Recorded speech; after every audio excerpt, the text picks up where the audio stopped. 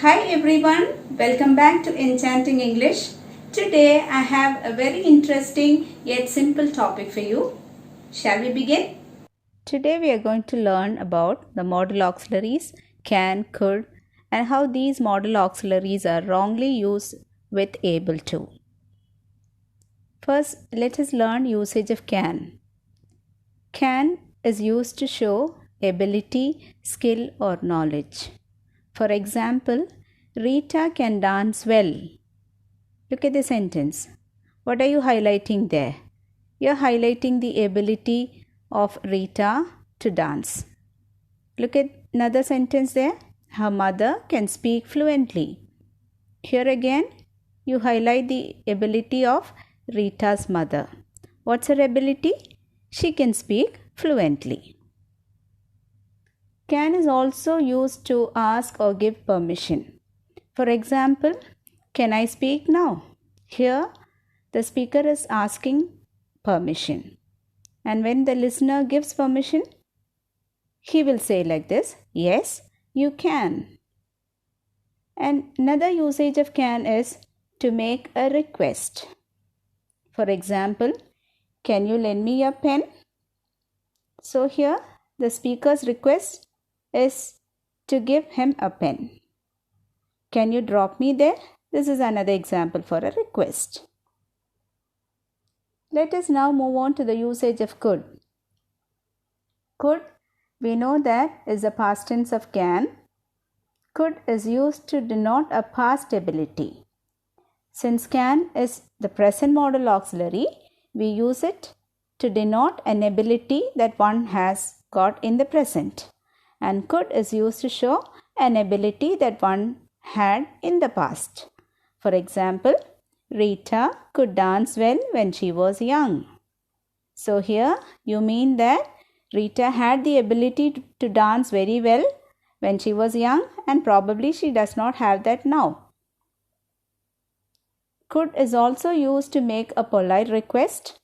For example, could you please show me the way? It's a polite request.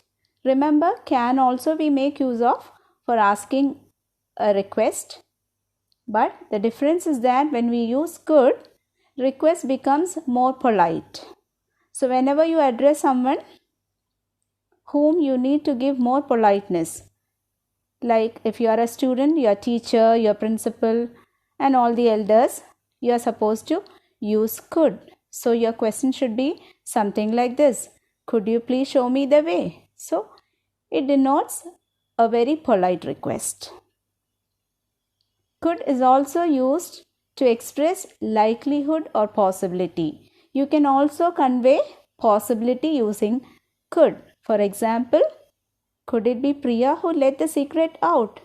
So in this sentence, you mean that is it possible that Priya is the one who let the secret out?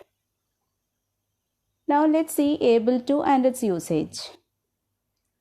Able to shows ability. When you use able to, you highlight the ability of a person. Look at the sentence. Rita is able to dance well. So here we have highlighted the ability of Rita to dance well. Now remember, when we use able to, we must not use can or could. That means can and could, both these are used to show ability. So when we use these two words in a sentence, we cannot use able to, or we must not use able to in the same sentence. I have a table for you to make this point clear. When we use can, we cannot use able to in the same sentence. But you can replace can with able to. How can you replace it with able to? For example, if you get pronoun I as a subject, I can, then this can be replaced with I am able to. So remember, when we use able to replace can, you have to get an auxiliary verb before able to. So since it is can, present form, you will be getting the present auxiliary verbs like is, am, and are. Now look at the second one, we. Again, it is first person plural form. We can be replaced with we are able to. Second person you can be replaced with you are able to. Third person he or she can be replaced with he is or she is. If you get third person plural form, they can, again they are able to. Look at could and how could can be replaced with able to. Remember, could is a past tense of can. So when we make use of auxiliary verb here in front of able to, before able to, we have to make use of the past forms of be, which are was and were. So I could can be replaced with I was able to. We could can be replaced with we were able to. You could, we were able to. You were able to. He or she could, was able to. They could, they were able to. Now comes the task for you. Spot the error in the following sentences and correct them. Sentence number 1. Prem can able to speak French. Many students make this mistake very often. They use can and able to together in the same sentence.